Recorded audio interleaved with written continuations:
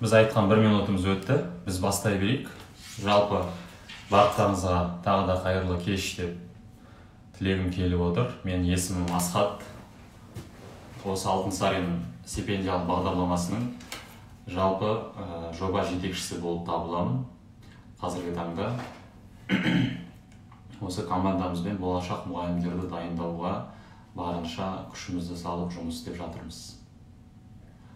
Енді Алтынсарин академиясы туралы мен, құрметті достар, комментарийді өшіріп тастадым. Алғашқы бір 15-20 минут мен сіздерге жоба туралы таныстырып өтемін. Одан кейін қалған уақытта сіздердің сұрақтарыңызға жауап беретін боламын. Ол уақытта басқа да эфир қонақтары кіріп үлгеретін шығар деген сенімдемін.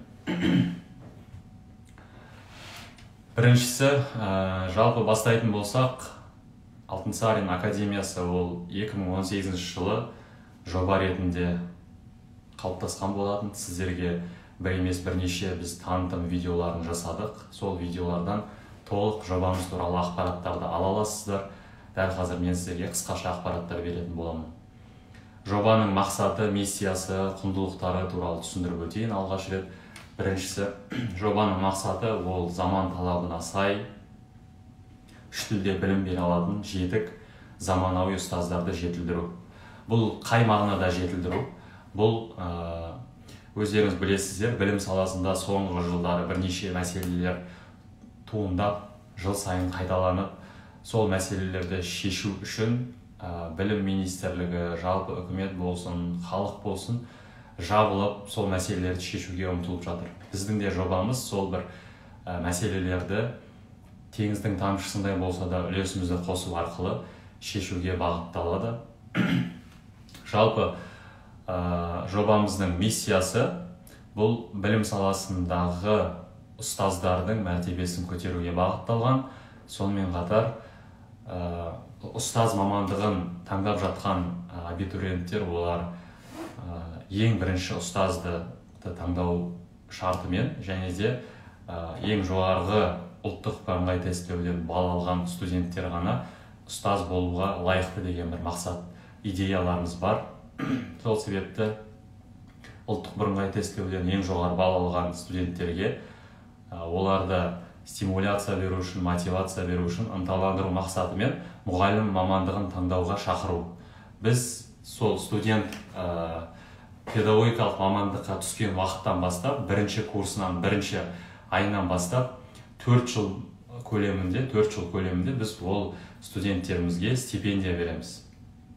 Жалпы жобамызда ең алғаш 8 қалада басталды жоба 2018 жылы. Қазір біздің жобамыз Нұр-Сұлтан, Қарағанды, Көкшетау, Қостанай, Петропавл, Өскемен, Павлодар, Семей қалаларында өз жұмысын жүргізіп келеді. Жобамыздың қазіргі таңда 100-ден астам студенттеріміз бар. Олардың барлықтары қазір стипендиялық бағдарламамен қоса оқу бағдарламасында қабылдап алып жатыр. Оқу бағдарламасына Алтынсарин стипендиялық бағдарламасында 7 бағыт бойынша оқу бағдарламасы жүзеге асырылады.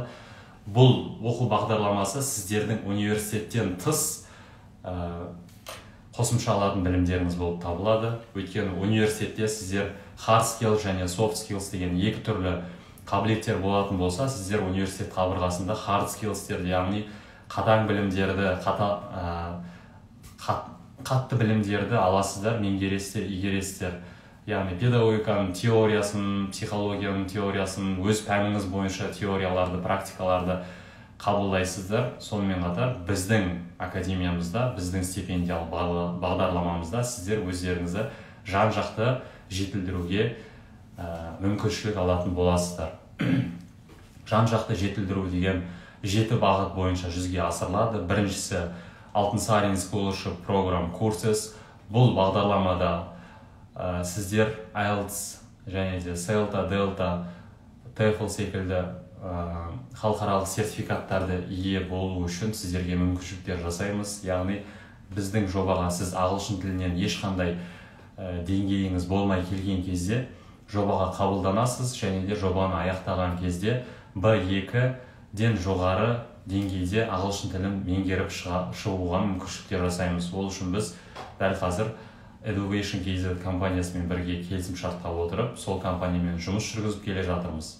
Екінші бағытымыз ASP Readings, яғни Алтынсарин Scholarship Program Readings бағдарламасы. Бұл бағдарламаның аясында, бұл бағыттың аясында сіздер бізбен бірге әр ай сайын бір кітап бітіріп отырасыздар.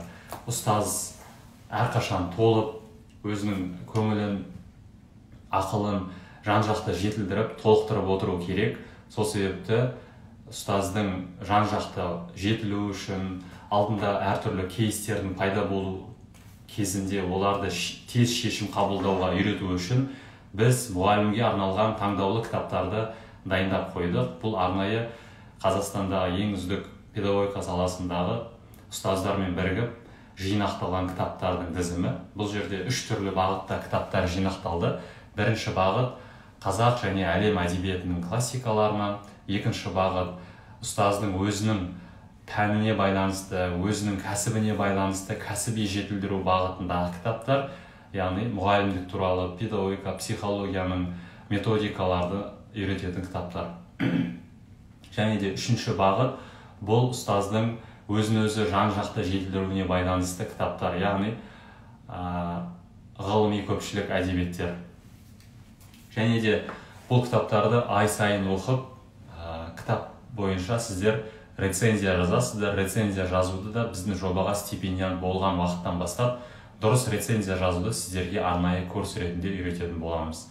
Сонымен қатар Instagram желісінде Алтынсарин Академи, Алтынсарин Scholarship Program, ASP Readings, кітап көзі ашыққан маржан секілді хэштегтермен сол кітап оқыған кітабыңыз бойынша отзыв, яғни пікір жазып қалдыратын боласыздар. Үшінші нәрсе бұл Zoom платформасында сіздермен бірге осы кітапты талқылаймыз. Бұл онлайн кезінде болған нәрсе. Офлайн болған жағдайда буктологтарды ұйымдастырамыз әр ай сайын. Және де сол оқыған кітаптарымыз бойынша сіздермен дебаттарды да ұйымдастыратын боламыз. Бұл сіздердің шешендік қабілеттеріңізді және де жылдам оқу қабілеттеріңізді арттырады және кітапқа сыни тұрғыдан баға беруді жетілдіреді. Үшінші бағыт ASP Practices. Бұл бағыт бойынша сіздер біздің серіктес мектептерімізбен, серіктес білім мекемелерімен қосылып, сол мекемелерде білім практикасынан өтетін боласыздар, оқу практикасынан. Яғни ол жердегі практика басқа жердегі практикалардан ерекше болады. Ұстаздар барлықтары сіздерге құшақ жая қарсы алып, барлық сіздердің көмектеріңізге қол ұшын созып, педагогиканың, психологияның практикадағы түрлерін сіздерге жан-жақты үйрететін болады. Бұл сіздерге менторлық жүйе арқылы жүзеге асады бұл бағытымыз. Келесі бір бағытымыз бұл Professional Development деп аталады. Біздің стипендианттарымыз әр семестр сайын өзінің пәні бойынша арнайы тесттер тапсырады. Бұл тесттерді біз серіктес компаниялармен бірігіп жасаймыз. Бұл тесттер арқылы сіздер әр семестрде өз пәндеріңіз бойынша қаншалықты деңгейде жетілдіргендеріңіз туралы ақпарат алып отырасыздар. Және де әр семестр сайын өз пәндеріңізді жетілдірулеріңіз үшін анализ алып отырасыздар. Сол анализге байланысты жұмыс жасайтын боламыз сіздермен бірге. Және де әр семестр соңында сіздермен 1 апталық, 2 апталық мұғалімдер семинариясы өтетін болады. Бұл семинарларда сіздер өз пәндеріңізге байланысты арнайы білікті ұстаздардың көмегіне жүгініп, сол білікті ұстаздардың семинарларын, лекцияларын тыңдайтын боласыздар. Арнайы тек қана өз пәндеріңіз бойынша. Бесінші бағытымыз бұл біздің Алтынсарин Scholarship Program Skills деген бағыт. Бұл бағыт бойынша сіздер өздеріңізді жан-жақты коммуникациялық бағытта, әртүрлі қоғаммен қарым-қатынасқа түсу бағытында және де өздеріңізді күнделікті тұлға ретінде жетілдіру жағынан арнайы челлендждер, курстар, әртүрлі іс-шаралар ұйымдастыратын боламыз. Бұл біздің әлеуметтік бағытымыз. Бұл әлеуметтік бағыты бойынша сіздер театрға барасыздар, туризм, әртүрлі сапарларға шығасыздар, әртүрлі білікті мамандармен жолығып, қосымша бұл өз пәніңізден бөлек білікті мамандармен жолығып, олардың қыздар мысалы қолөнерге байланысты немесе арт клубтарға баруды қамтамасыз етеміз. Ал жігіттер болса, олармен спорттық ұйымдар немесе спорттық жарыстарды бірге жасаймыз. Және де әртүрлі театрларға және де қоғаммен араласатын, тығыз байланысқа түсетін мәдени іс-шараларды ұйымдастыратын боламыз бұл бағыт бойынша. 6-шы бағытымыз бұл Алтынсарин Scholarship Program Seminars and Trainings деп аталады. Бұл бағыт бойынша сіздер қосымша жаңа skills бағытының үстінде әртүрлі ұстаздармен, білім жанашырлармен жолығып, сол жерде өздеріңізге семинарлар мен тренингтер қабылдайсыздар. Бұл сіздердің 4 жыл кезінде портфолиоларыңызды толтыратын сертификаттарға ие болуға көмектеседі. Және де 7-ші бағыт бұл өнеге ал деп аталады. Өнеге ал бағыты бойынша сіздер YouTube каналына кірген болсаңыздар, өнеге ал бағыты бойынша біз бірнеше 15-ге жуық тұлғалармен онлайн кездесу ұйымдастырдық. Сол кездесулерді біз сіздерге видео подкаст ретінде дайындап береміз. Және де сол видео подкасттың соңында сіздерге сұрақтар қойылады. Сол сұрақтар бойынша сіздер тек қана білім саласындағы ең үздіктермен жолығуға мүмкіншіліктерге ие боласыздар. Сонымен қатар қосымша тағы да әр қысқы семестр соңында және жазғы семестр соңында жазғы ұстаздар семинариясын ұйымдастыратын боламыз. Бұл 1 апталық, 2 апталық спикинг клабтар немесе әртүрлі жаңа қабілеттерді үйренуге арналған бірнеше күндік іс-шаралар болады. Біздің жоба бойынша осы. Және де жобамыз осы жылы әр қалада әртүрлі сандағы стипендияларды бөліп жатыр. Бұл Нұр-Сұлтан қаласына биылғы квота бойынша 30 стипендия, Қарағанды қаласына 30 стипендия, Көкшетау, Қостанай, Петропавл, Семей және Павлодар қалаларында 15 стипендиядан, ал Өскемен қаласында 25 стипендия беріледі осы жылы. Сонымен қатар сіздерді қуантатын тағы да бір жаңалық. Бұл егерде сіз Алтынсарин Scholarship Program жобасына, яғни стипендиялық бағдарламасына ие бола алмай қалатын болсаңыз, біздің сіздерге арнайы резерв, яғни Алтынсарин Opportunities Program жобасына өтуге мүмкіншіліктеріңіз болады. Біздің жобамыз 3 кезеңнен тұрады. Бірінші кезең бұл құжаттарды қабылдау, яғни taiborol.kz сайтында сол жерде өтінім беру деген батырма бар. Сол батырманы басу арқылы сіздер Алтынсарин Scholarship Program деген модульді таңдап, сол жерде құжаттарыңызды тапсыра аласыздар. Құжаттарды қабылдау 3 мамырдан бастап 30 маусымға дейін жалғасады. Ал екінші кезең 1 шілдеден бастап 30 шілдеге дейін жалғасады. Екінші кезеңде сіздер арнайы рекомендательное письмо және мотивированное письмо жазу керексіздер. Яғни ұсыныс хат пен мотивациялық хат. Бұл ұсыныс хатты сіздердің ұстаздарыңыз, білім мекемесінде оқытатын оқытушыларыңыз немесе мектеп қабырғасындағы сіздердің кез келген ұстаздарыңыз жазып бере алады. Мектеп директоры болсын, кураторларыңыз болсын, сынып жетекшілеріңіз болсын, тәрбиешілеріңіз болсын. Бұл сізге характеристика.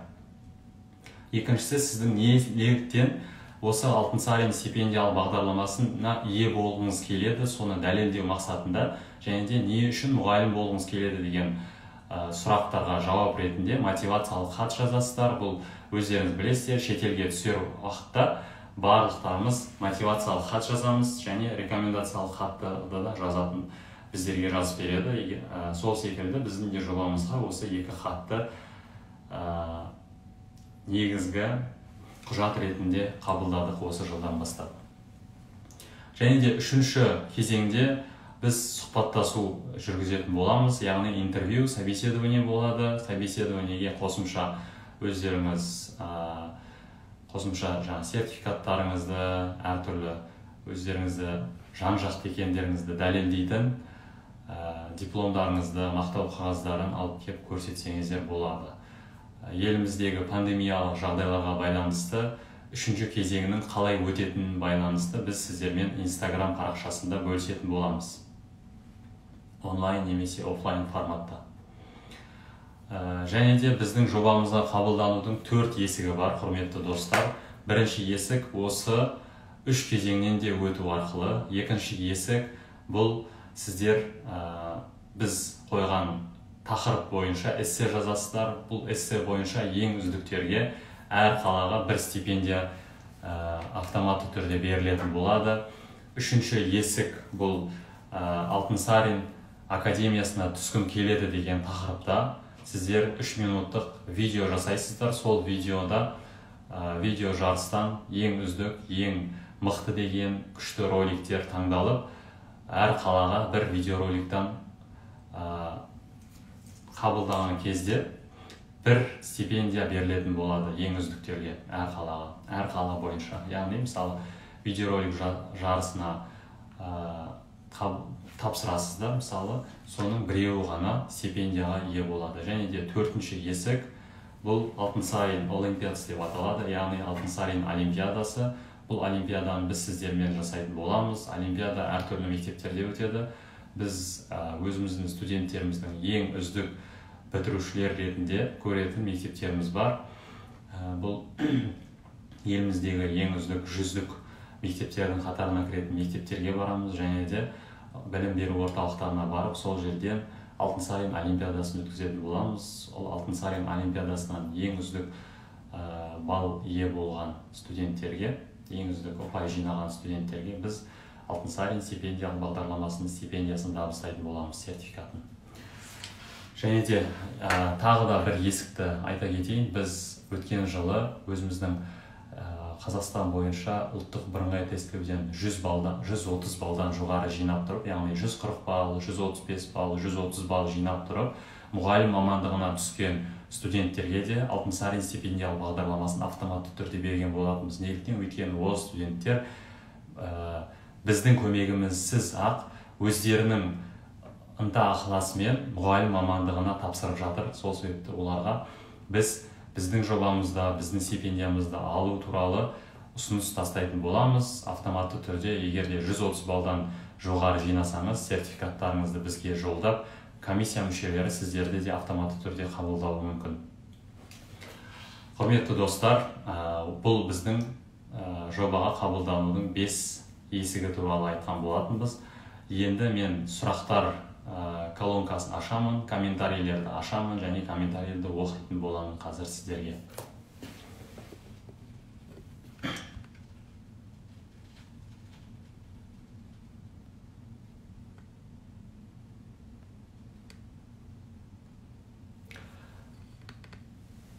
Бірінші сұрақ ретінде стипендия алу үшін проф пәндерден 30 балдан жоғары жинау керек пе деген сұрақ келді. Бибінұр есімді қарындасымыздан. Ол нәрсе қабылданады, дегенмен ең жоғары балл жинауыңыз міндетті. Стипендия, то есть ЕНТ балынан, ұлттық бірыңғай тестілеуден барынша жоғары балл алуға тырысыңыз. Бұл да рөл ойнайды. Проф пәннен 30 балдан жоғары жинасаңыз, сәйкесінше сіз ұлттық бірыңғай тестілеуден де жоғары балл жинау керексіз. Сол себепті бұл нәрселерде ескеріледі. Сонымен қатар, құрметті достар, біздің стипендиялық бағдарламамызға бірінші, екінші, үшінші курс студенттері де қатыса алады. Енді сұрақтарыңызды осы жерде қоя берсеңіздер болады. Мен қазір сұрақтарыңызға жауап беруге тырысамын. Комментарий бөлімін ашып қойдым.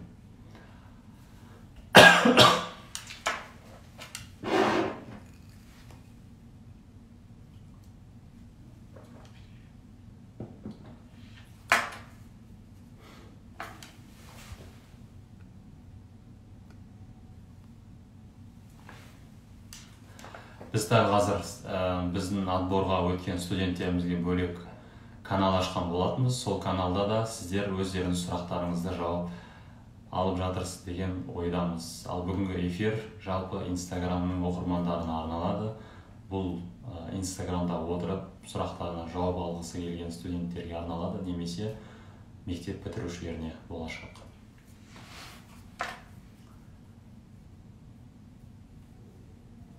прямой эфирді сақтап қоямыз, IGTV-ден көре аласыздар.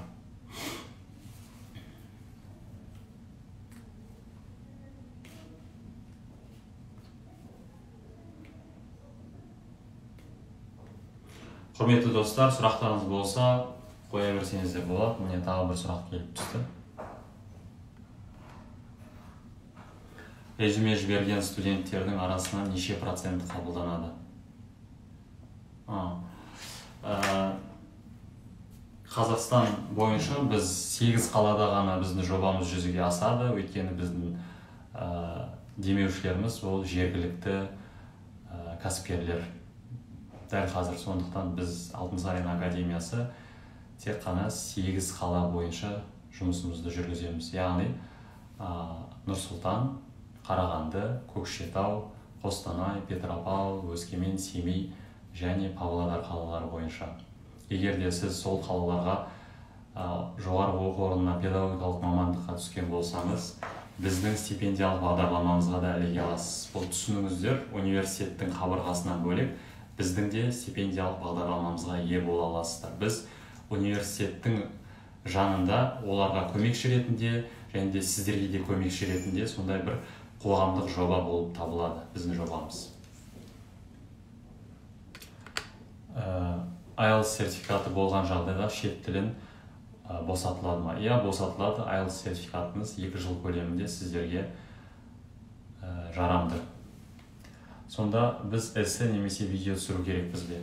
Эссе жазу және видео түсіру бұл 3 кезеңнен бөлек. Яғни сіз егер де бұл жарыстарға қатысып автоматты түрде стипендияға ие болам десеңіз, ие болғым келеді десеңіз, бөлек бір видео және де эссе жазсаңыз болады. Эссе бір бөлек жарыс, видео бөлек жарыс. Резюме жіберген студенттердің арасынан неше проценті қабылданады дейді. Дәл қазір бізге түскен өтініштердің саны өте көп. Қазір уже мысалы 20 неше күн болды? Бүгін 22-сі. 20 күннің ішінде 100-ден астам өтініш келіп түсті. Тағы да 1,5 ай уақыт бар. 1,5 ай уақыттың ішінде өткен жылы бізге 298 өтініш келіп түскен болатын. Біз оның арнайы бір не жоқ, талап жоқ, бірақ 100-ін ғана өткізген болатынбыз. 100-дің 38 баласына ғана стипендиялық программалар өткіздік. Сол секілді біз әр қалаға осы жылы шамамызға қарай квота тағайындаймыз, яғни стипендия көлемін, стипендия мөлшерін, қанша стипендия ала алатынымыз туралы. Нұр-Сұлтан қаласына 30 стипендия, Қарағанды қаласына 30 стипендия, Петропавл, Көкшетау, Өскемен, Петропавл, Көкшетау, Қостанай, Павлодар, Семей қалаларына 15, әр қалаға 15 стипендиядан, және де Өскемен қаласына 25 стипендия белгіленді осы жылы.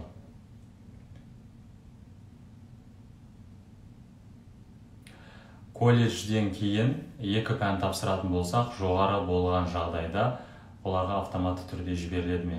Егер де колледжден кейін 2 пән ғана тапсыратын болсаңыз, 2 пәніңіздің жинақталған балын соған сәйкесінше біз егер де 2 пәннің ортақ балы мысалы 40-40-тан алу керексіз максимум түрде, бірақ сіз сол 80 балдың 70-нен жоғарысына ие болған болсаңыз және де екінші кезеңнен сіздің рекомендациялық хатыңызбен, ұсыныс хатыңызбен мотивациялық хатыңыз егер де жоғары болатын болса, біздердің комиссияға ұнайтын болса, 3-ші турда кездескен кезде онлайн, офлайн кездесуде, собеседованиеде өзіңізді жақсы жағынан көрсететін болсаңыз, комиссия мүшелеріне ұнайтын болсаңыз, онда жағдайда сіз стипендиямызға ие бола аласыз. Ешқандай не жоқ бұл жерде. Мәселе жоқ. Колледжде мұғалім мамандығына оқып жатқан болсақ, стипендияға заявка беруге болады ма? Ол сіз қай колледжде оқып жатырсыз, соны жазып жібере аласыз ба? Ақнұр Амангелді. Қай колледжде оқып жатсыз, соған байланысты.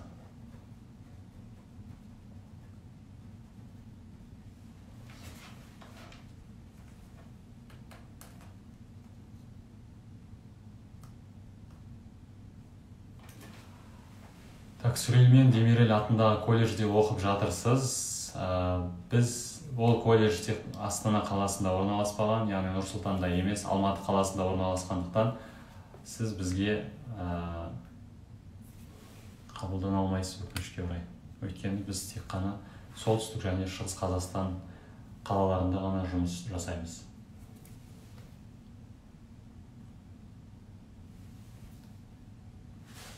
Мотивациялық немесе рекомендациялық хатты сіз 3 тілде жібере аласыз. Біз 3 тілде тексеруге де мүмкіншілігіміз жетеді, Құдайға шүкір. Қазақ, орыс, ағылшын тілінде.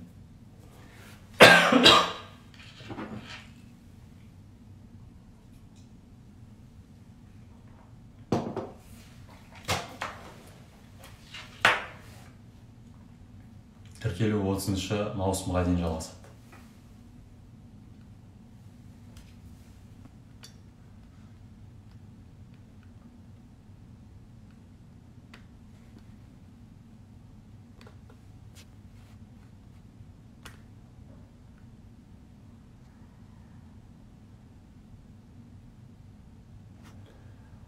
Осы стипендиядан айырылып қалғандар қайта тапсырғанда қандай өзгешелік бар?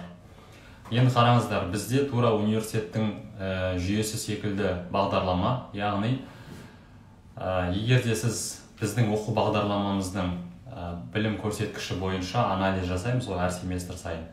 Егер де сіздің университеттегі GPA-іңіз төмен болса, және де оқу бағдарламасында біз жасап жатқан оқу бағдарламасынан төмен көрсеткішке ие болсаңыз, сіз біздің жобамыздан шықпайсыз. Біз сізді жобадан шығармаймыз. Біз тек қана бір семестрге немесе белгілі бір мерзімге 2-3 ай көлемінде сізді стипендиядан айыра тұрамыз. Одан кейін барып, сол 2-3 ай көлемінде қайтадан восстановление жасап, стипендияға ілігуге мүмкіншілігіңіз болады. Тура университет системасы секілді. Егер де біздің стипендиантымыз 3 семестр көлемінде ешқандай жобаның талаптарына шарттарын орындамай, талаптарына бағынбайтын болса, және де оқу бағдарламасын орындамайтын болса, оқу үлгерімі нашарлайтын болса, 3 семестр көлемінде біз ол стипендиатқа мүмкіншілік береміз. 3 семестрден кейін барып қана жобадан автоматты түрде шығарылады. Ал 3 семестрдің көлемінде біз сізге оқу бағдарламасында қандай мүмкіншіліктерге, барлық стипендианттарға қандай мүмкіншіліктер жасаған болсақ, бүкіл семестр бойынша сізге де дәл сондай мүмкіншіліктерді жасайтын боламыз.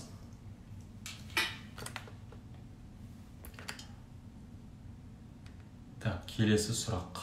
Осы стипендиядан айырылып қалып, қайта тапсырсақ қандай жеңілдіктер бар? Қазір 2-ші курс ағылшын тілі мамандығы. Стипендиядан айырылып қалатын болсаңыз, қайттан қуып жетесіз, оқу үлгеріміңізді жоғарылатасыз, сосын стипендияға ілігесіз. Сіздің білім оқу үлгеріміңіздің нәтижесіне қарап, біз арнайы протокол толтырып, сол протоколдың негізінде қайтадан стипендияға сізді ілігуге мүмкіншілік береміз. Демек, тек видео немесе эссе ғана жазуға да болады ғой, екеуінің біреуі ғана. Немесе екеуіне жарыс ретінде қатыссаңыз болады, бағыңызды сынап, немесе тек қана біреуін ғана жасап, бағыңызды сынасаңыз болады. Бұл неліктен? Бұл нәрсені жасап жатуымыздың себебі, бұл тек қана білім жағынан мықты студенттерді емес, креативті, әртүрлі идеяларға толы, және де жақсы жаза алатын, немесе жақсы сөйлей алатын, мықты видео түсіре алатын жан-жақты мұғалімдерді де тарту мақсатында ұйымдастырылып жатқан іс-шаралардың бірі. Бұл сондай бір жарыс. Ал білім жарысы ретінде біз сіздерге Алтынсарин олимпиадасын ұйымдастыратын боламыз. Оны да сіздер күтіңіздер. Арнайы менторларымыз барып, сол сіздердің жергілікті мекемедегі өкілдеріміз Алтынсарин олимпиадасын ұйымдастыратын болады.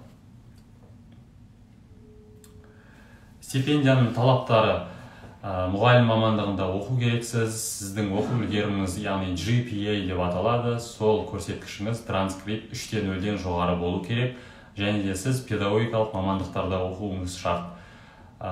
Көбісі бізден сұрап жатады, сіздердің стипендиялық бағдарламаларыңыздың отработкасы бар ма деп. Осы уақытқа дейін бізде отработка келісім шартымызда заңды түрде болған еді. Біз оны келісім шарттан шығарып тастадық, өйткені мемлекеттік және де әкімдік грантта оқитын студенттер үшін мемлекетіміз, яғни білім және ғылым министрі, онсыз да 3 жылдық білім қайта өтеу дейді, отработканы тағайындап қойған болатын. Сол себепті біз оған араласпаймыз.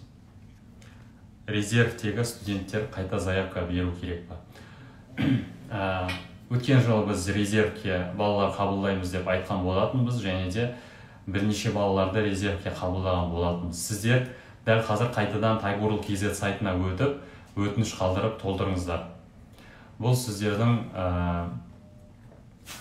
екінші турдан өтер кезде, яғни үшінші турда тез өтіп кетулеріңізге жақсы бір мүмкіншілік ретінде өз пайдаларыңызға асырсаңыздар болады бұл нәрсені. Егер педагогикалық емес научный мамандықта оқып жатса, бірақ мұғалім болғысы келсе, өтініш тапсыруға болады ма? Сізде мысалы қайтадан жазып жерсеңіз, мына жерде атыңызды білмедім, қандай научная физика ма, научная математика ма, научная химия ма, соған байланысты. Негізінде научная физика мен атап өткен жаңағы 3 бағыт болатын болса, ол мамандықтарға сізді қабылдауға, то есть өтініш қалдыруға мүмкіншіліктеріңіз бар. Қабылдаймыз ол мамандықты. Өтінім жіберу туралы айтсаңыз, Ерасыл. Өтінім жіберу Taiburul.kz сайтында, яғни біздің қазір техникалық платформа ретінде біз және де арнайы бұл образовательная благотворительность деп аталады. Бұл бағыт негізі біздің жобамыз, сол себепті біздің жобамыздың көп бөлігі осы қоғамдық бірлестікпен, яғни Taiburul қоғамдық бірлестігімен тікелей байланысты. Taiburul қоғамдық бірлестігінің ресми сайтына кіресіз, Taiburul.kz. Мен мына жерге жазам қазір.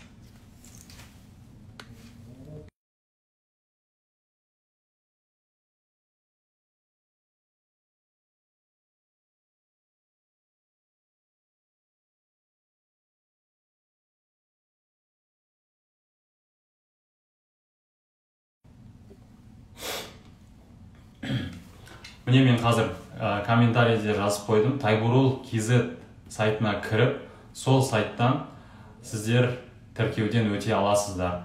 Подать заявку деген батырма бар, немесе қазақша өтінім беру деген батырма бар. Сол батырмаға басқан кезде бірнеше модульдер шығады. Яғни Taiburul бір үлкен қоғамдық қор болғандықтан, қанша жылдан бері осы білім саласында жұмыс істеп келе жатқандықтан, оның бірнеше бағдарламасы бар. Біз сол Taiburul қоғамдық бірлестігінің ішіндегі арнайы педагогикалық мамандықта бағытталған бағдарлама болып табыламыз. Сол себепті Taiburul.kz сайтына тіркеуден өтесіздер, барлық құжаттар сол сайт арқылы жүзеге асырылады.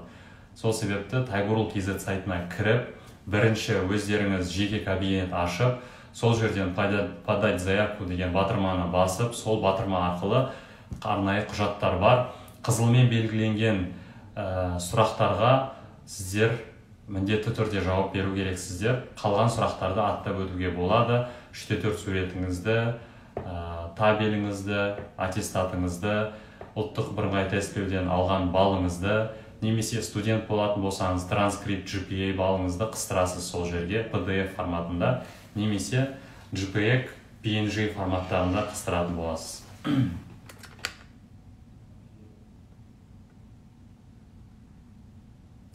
Жаңа сұрақтарға жауап берген болатынмын. 3 кезеңнен тұрады біздің оқу бағдарламамызға тіркелу. Бірінші кезең құжаттарды қабылдау. Бірінші кезең 3 мамыр мен 30 маусымға дейін жалғасады. Екінші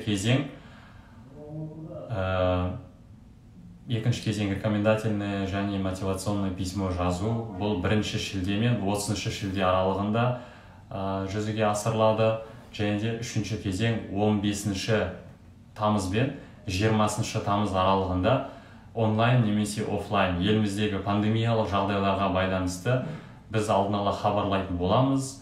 Сұхбаттасу, яғни интервью жүргізіледі арнайы комиссия мүшелерімен бірге. Сол жерде сіздердің барлық талаптарыңызды түсіндіріп, және де әр кезеңнен кімнің өтіп, кімнің өтпегенін сіздерге сол өтініш берген логиндарыңыз арқылы білдіретін боламыз, жариялайтын боламыз. Оның спискісінде біз арнайы біздің ресми әлеуметтік желілерімізде және сайтта. Сол құрметті оқырмандар, біздерге берілген уақыт аяқталды. Егер де басқа да сұрақтарыңыз болатын болса, осы қойылған IGTV-дің астына сұрақтарыңызды комментарий ретінде қалдыратын болсаңыздар, барлық сұрақтарыңызға біздің команда мүшелеріміз жауап беретін болады. Ал бізге берілген уақыт аяқталды. Сол себепті біз сіздермен қоштасамыз. Сау болыңыздар.